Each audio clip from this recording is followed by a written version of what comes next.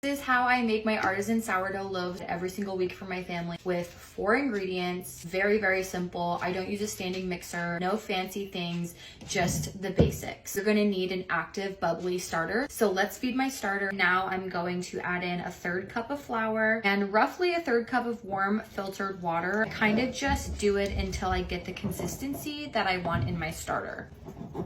This is going to rise and double within the next 3 to 4 hours.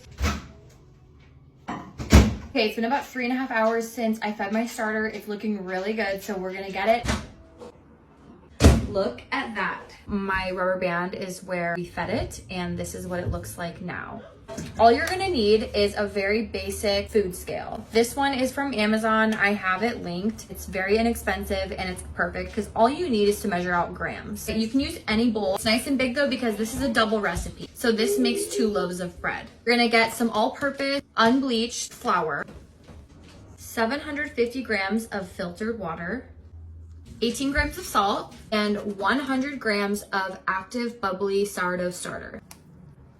I'm gonna have my little mixer tool because I don't use a standing mixer, and we're gonna mix this until everything is mixed in really well. You want to fully incorporate the flour to make sure you don't see any dry flour spots. I'm going to leave it on my counter sitting for about 45 minutes with just a towel over top of it, and then we'll come back. Okay, I'm in the middle of shampooing my carpets, but it's been about 45 minutes, so we're just gonna shape this into a little bit of a ball, smoothed out. Okay, so now that we have this beautiful little dough ball, I'm going to put the towel back over this and let it sit for 1 hour, and we're gonna come back and do a stretch and fold. We just got back from a walk and it's been 1 hour. We're gonna do our first set of stretch and folds. The purpose of stretch and folds are to activate the gluten in the dough. Okay, so I'm gonna wet my hands because that makes it easier to work with the dough. I'm gonna fold this up, just grab from underneath, stretch and fold. Stretch and fold. Okay, we're gonna let this sit for another hour, come back and do another stretch and fold. Okay, we just got home from dinner. I'm gonna do my last set of stretch and folds, and then this is gonna sit on the counter overnight. It's going to rise and be like at the top of the lid by tomorrow morning.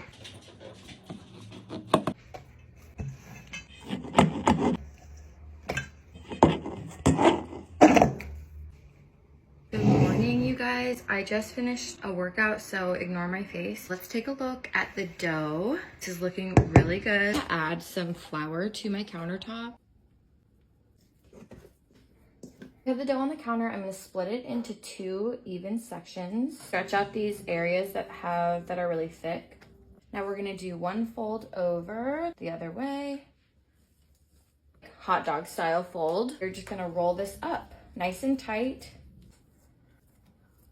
Motion where you kind of like pull it back under itself, roll it out, and then under itself. We'll make a perfect little dough ball. Just like that. She's beautiful. It's gonna sit for 1 hour on the counter covered, and then you can bake or you can put it in your fridge for up to a couple days. Make sure it's covered though, either way. Okay, we're gonna preheat the Dutch oven at 450 degrees. You're gonna lay out some parchment paper. You're gonna take your bread that's been sitting and you're just gonna plop it on top of the parchment paper. A nice cut in it. The Dutch oven is preheated to 450. We're gonna place our bread in the Dutch oven. You put a good amount of cornmeal in the bottom of your Dutch oven to prevent the bottom of your bread from burning. Ooh, scared me. We're gonna bake it for the first 23 minutes with the lid on, and then the second 23 minutes with the lid off. It's been 23 minutes, we're gonna take the lid off and reset the timer for another 23 minutes. Okay, perfect timing. No, we just went down for a nap and the timer just went off, so we're gonna get the bread out of the oven. Here is the finished product. I'm going to put the instructions and measurements for everything in the comments below. However, this is not my recipe. I got this recipe from Acts of Sourdough. She has an Instagram. I will link that out in the description as well. She has so many videos on her Instagram. I learned pretty much everything from her. She has so much information, like step-by-step instructions on how to bake this loaf, and a lot of information on sourdough starter.